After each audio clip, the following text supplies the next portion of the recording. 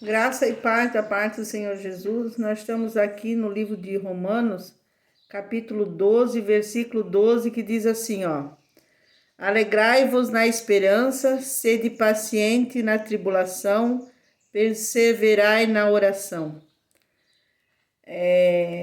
Aqui Deus está dizendo assim, é na oração, né, que você vai perseverar, você vai ter paciência, que na hora da tribulação vai vir, você vai ter paciência e esperança de esperar a sua bênção, né? E porque no momento de tribulação só mesmo muita oração, né? Então, alegrai-vos na esperança, a Bíblia diz, né? Onde está a nossa esperança? Onde está a minha esperança? Onde está a tua esperança? Onde está o teu alicerce? Onde está o meu e o teu fundamento, o meu e o teu foco, né? Qual é onde nós estamos no verdadeiro caminho ou não, né? Qual é a nossa pedra fundamental? Qual é a nossa pedra angular? Então, muitas pessoas, elas têm as suas esperanças nas riquezas, né? E a Bíblia vai nos dizer, então, segundo a Reis 10, 23, que Salomão era um rei mais rico de qualquer outro rei que veio antes dele, né? De todos os outros reis antes. Ele fez palácios, ele fez jardins, fez casas, né? Ele tinha 300 mulheres, 700 concubinas. Então, todo o ouro, a prata, todo o diamante, pedras preciosas que a gente pode imaginar e nem consegue imaginar, esse homem tinha. E lá em Eclesiastes ele vai dizer assim, olha o que ele vai dizer. Eclesiastes 12, 13. O mais importante é andar no caminho do Senhor, cumprir os seus mandamentos e cumprir os seus mandamentos.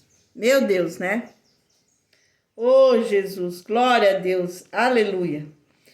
Então, a Bíblia vai nos dizer também, em Mateus 6, 19 a 20, não ajuntei tesouros na terra, onde a traça e a ferrugem consome.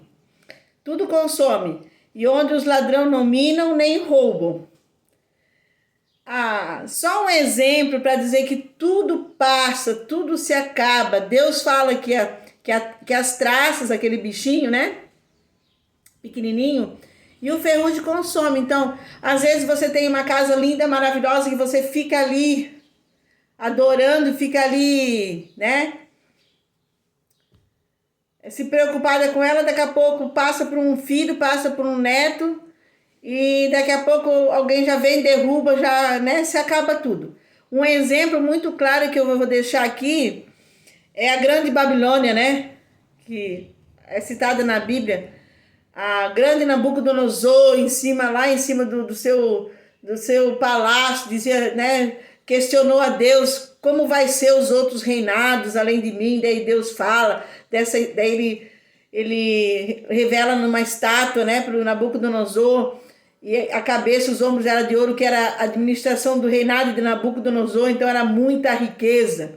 E hoje em dia, onde está a Babilônia? Alguns historiadores falam, né, como eu vi, que ela ficou meio submersa às ruínas e tem pé de tamareira em cima, plantado ou nasceram, né? Então, assim, tudo se acaba. Então, não é para nós colocar nossa esperança nessas coisas. E muitas pessoas colocam a esperança em riquezas, em bens, em dinheiro, em conhecimento, em juventude, em saúde. Às vezes, pessoas, né, que têm aquela... Tudo bem, precisa cuidar do corpo, com certeza precisa mesmo. Porque o corpo é o templo do Espírito Santo, né? Mas coloca toda a sua esperança em coisas pequenas, em coisas que se vão, em coisas que se acabam. No seu ministério, né, na sua empresa, em cliques, em poder, inteligência, tantas outras coisas que as pessoas colocam a sua esperança, né? Coloca o seu alicerce, o seu foco nessas coisas. E são coisas que tudo são passageiras, a palavra de Deus fala. Tem pessoas também que colocam na sabedoria. Eu sou sábio, eu sei tudo, eu sou grande, eu tenho poder, né? E aqui em 2 Crônicas, a Bíblia vai falar que a rainha de Sabá deu ao rei 120 talentos de ouro e especiarias em grande abundância, pedras preciosas, como nunca houve tais especiarias como as que a rainha de Sabá deu ao rei do Salomão, para ela queria ter uma mentoria com ele, né? Porque ele tinha conhecimento. Então, além das riquezas, ele tinha conhecimento. E o que ele diz? O mais importante é andar no caminho do Senhor e cumprir os seus mandamentos. Oh, glória a Deus, aleluia, né? Então, assim, é importante ter sabedoria, sabedoria divina, tá? Por que sabedoria divina? Como é que você vai guiar a sua família? Como é que você vai guiar a sua empresa ou trabalhar num ministério, na igreja, se você não tem uma sabedoria para guiar as pessoas, né? Porque a Bíblia diz que um cego não pode guiar outro cego, ambos cairão no buraco, né? A Bíblia é clara, então nós não precisamos sabedoria dos homens, conhecimento dos homens, mas nem a ciência dos homens, né? Precisamos sim, é importante, porque aqui é a luz. Se fosse depender de mim, não teria luz, né?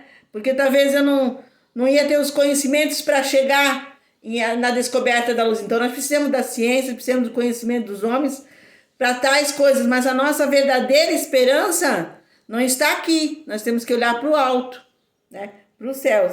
Então nós temos que ter a esperança, temos que ter a sabedoria divina para guiar nossas famílias, para guiar nossa família, para ter o nosso ministério na igreja, para nós guiarmos os nossos negócios, né? Mas sabedoria divina, sabedoria que vem dos céus, né? Então, a nossa esperança, onde está a nossa esperança, né?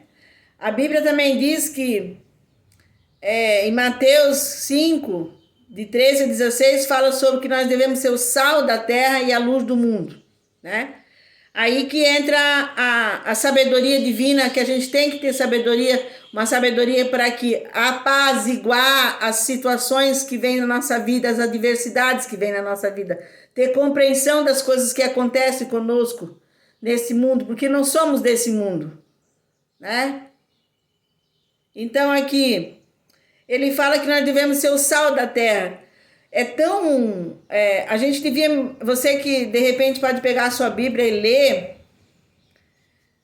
é bem profundo, porque ele fala lá em Mateus 5, de 13 a 16, fala lá assim que nós devemos ser o sal da terra, né? Então ela diz assim, se o sal não serve para salgar, não serve para mais nada, porque ele separava o sal bom do sal insípido que estava misturado com o bom. Então esse sal insípido eles colocavam no caminho para matar o capim ou usavam para amaldiçoar as outras pessoas.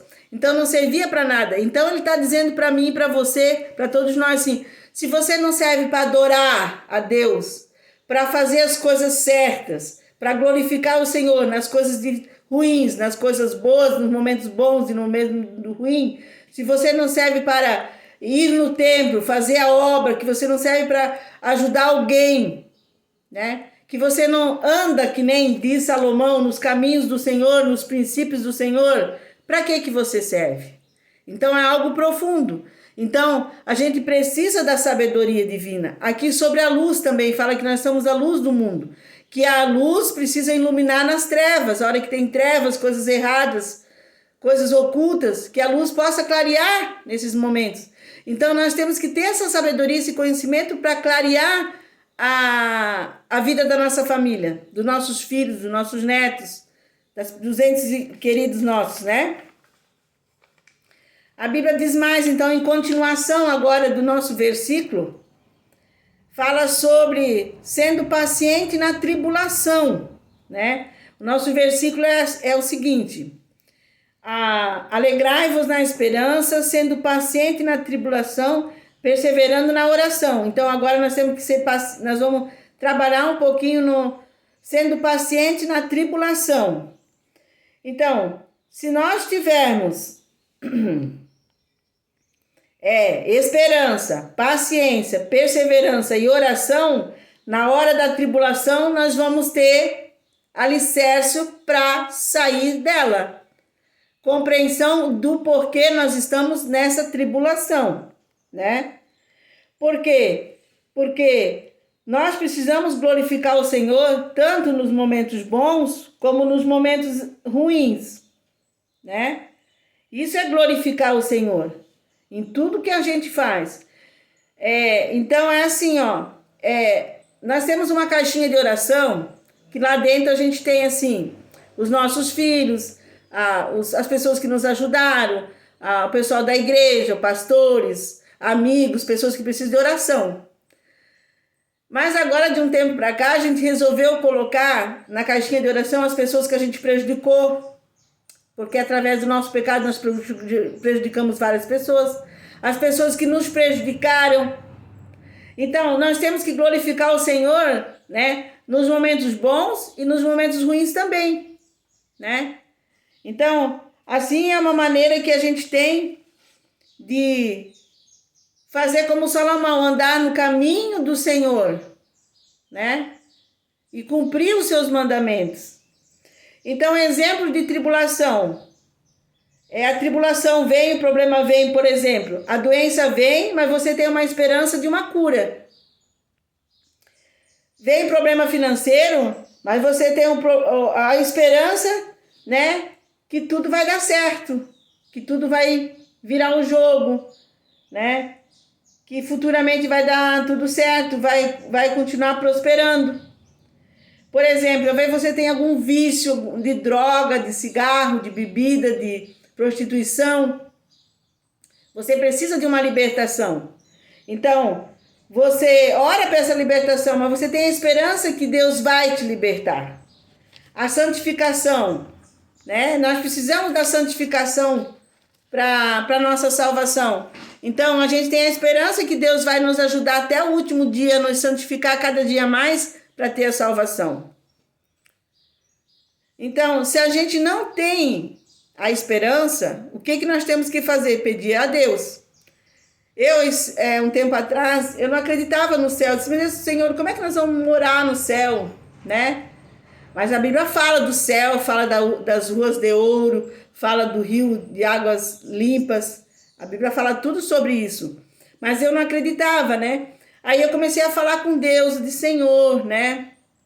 Eu quero acreditar, porque eu quero morar contigo.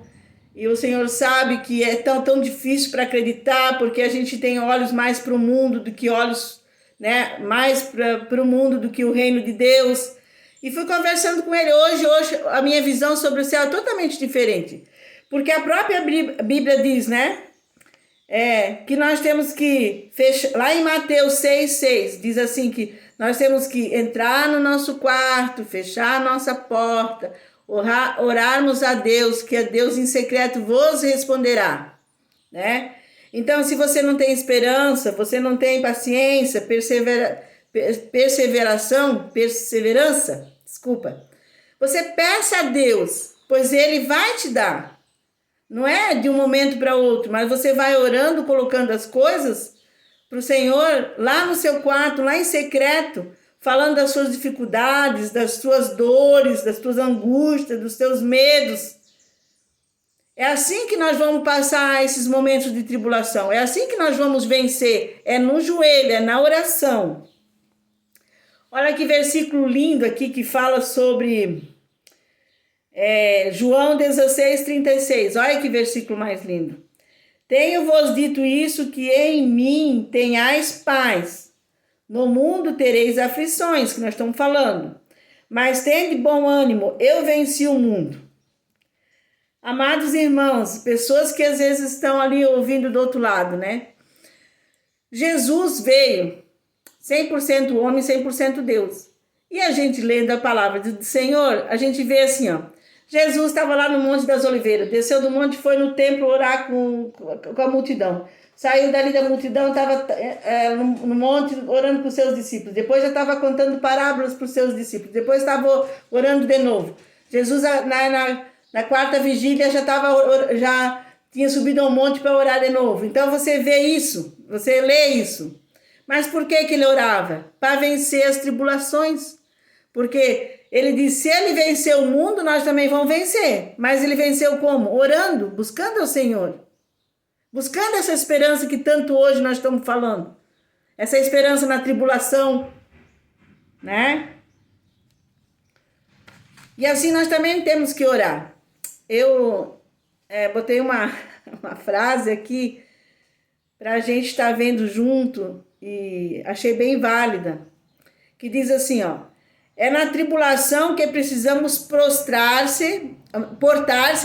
é na tribulação que precisamos portar-se de maneira a honrar a Deus, não buscando fugir dela, mas ansiosos para aprender as lições que ela nos foi enviada, para nos ensinar. Então as tribulações, essas coisas que nós passamos na vida, muitas vezes é permissão de Deus para que nós possamos melhorar ainda mais. Por exemplo, o livramento, né? Vou dar um exemplo aqui. Eu me planejei para ir no shopping de Blumenau. Então eu planejei com meu filho, planejei com meu esposo, nós vamos tal dia. Chegou tal dia, o carro estragou. O carro não foi. Aí eu vou começar a dizer assim, porque foi o Satanás, porque foi o Satanás. Às vezes não foi, às vezes foi a permissão para um livramento do Senhor.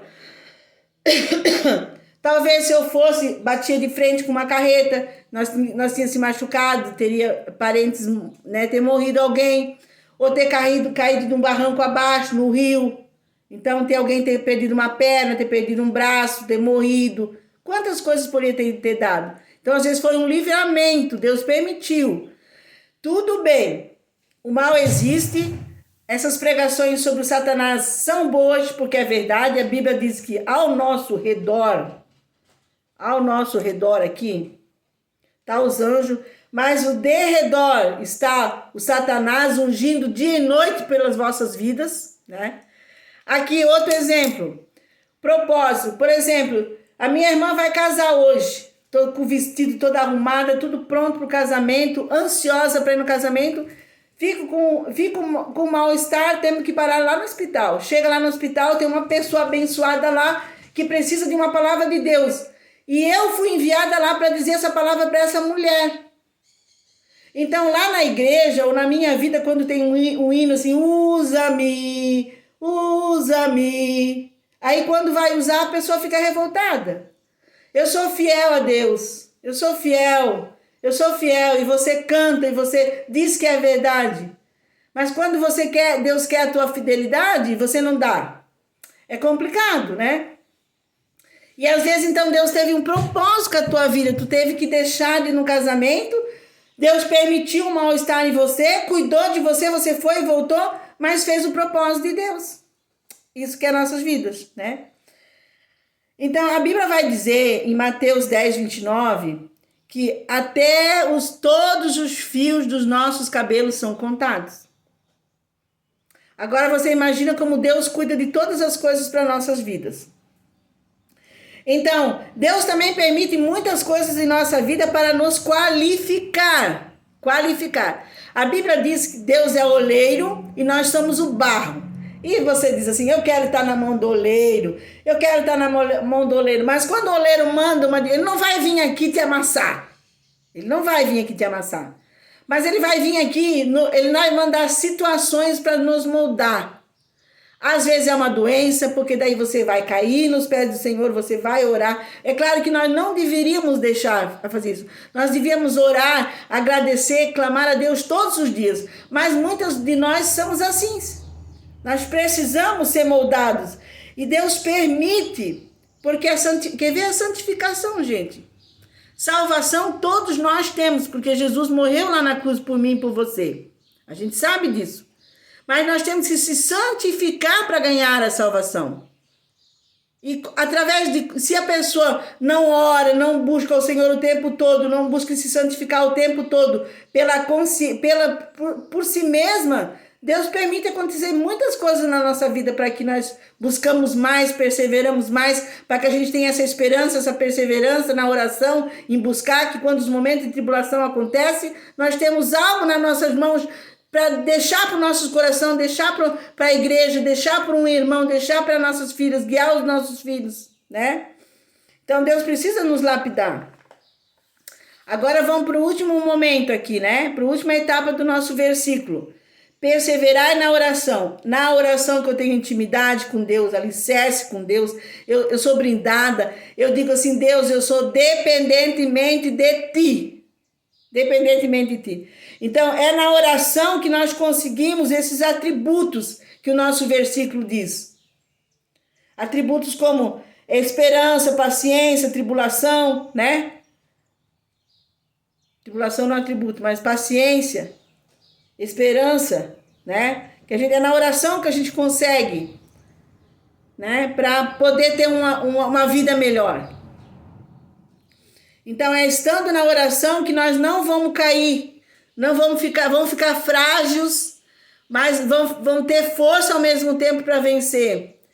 Na hora que o problema vem, que a angústia vem, nós não vamos cair de novo no pecado, não vamos cair de novo nos vícios. Vamos ter a esperança, vamos ter a paciência para ganhar a nossa bênção, para vencermos, né? Então é através da oração que a gente também não volta para trás, que a gente continue caminhando. Aqui no final eu tenho um versículo que Paulo diz assim, ó: combati o bom combate, venci a carreira e guardei a minha fé.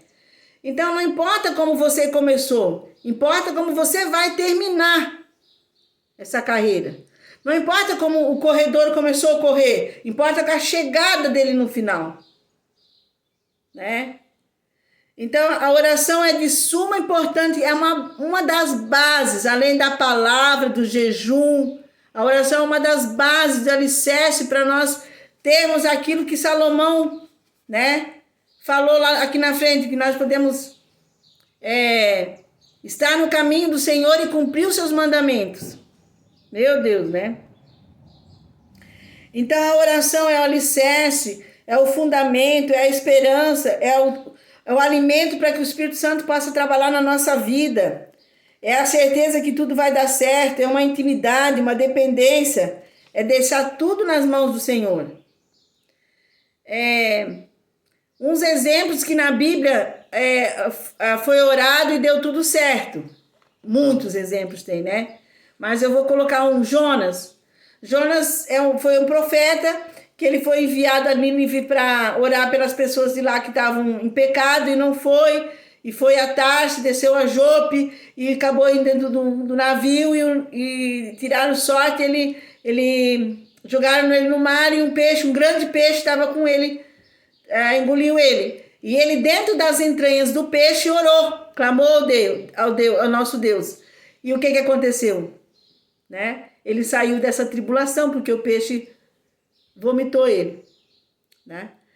A Ana não podia ter filho, ia subir ao templo todo ano para dar oferta e tal. E teve um momento que ela clamou muito ao Senhor para ter um filho. E ela teve um filho. Ela fez um propósito com Deus que ela daria Samuel para o profeta Eli. Eu não sei, não lembro se é Eli o nome dele. E tem que ver, tá?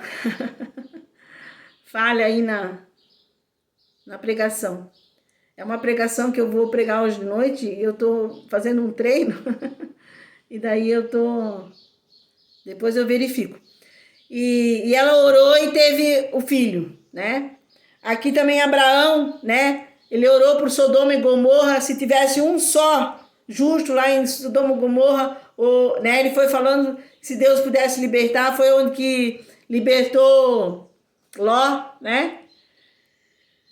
Então, olha as orações como trabalham na vida das pessoas que dão exemplo na Bíblia para nós e como trabalham hoje em dia na nossa vida.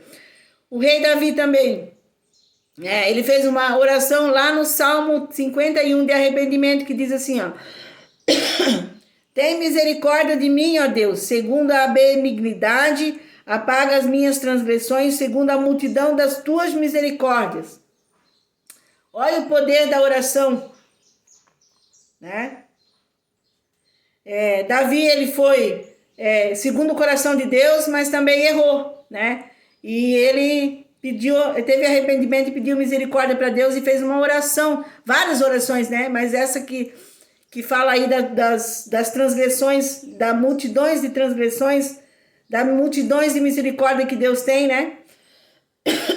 Então, uma coisa que nós temos que saber: Deus tem misericórdia, multidões de misericórdias, tudo bem, mas Ele também vai ser o juiz. Então, é sim, é não, não é, não é em cima do muro, é de um lado ou do outro, é o caminho errado, o caminho certo, né? Então, nós temos que saber que Deus também é o juiz. E era isso, então, que nós possamos fazer assim como Paulo, que lá em Timóteos, capítulo 4, versículo 7, diz assim, ó: combati o bom combate, venci a carreira e guardei a minha fé. Então, a nossa conclusão, tudo aqui da nossa palavra, do nosso versículo, né? Tendo esperança na hora da tribulação, sendo que com paciência oro, buscando a Deus, a minha vitória chega, né?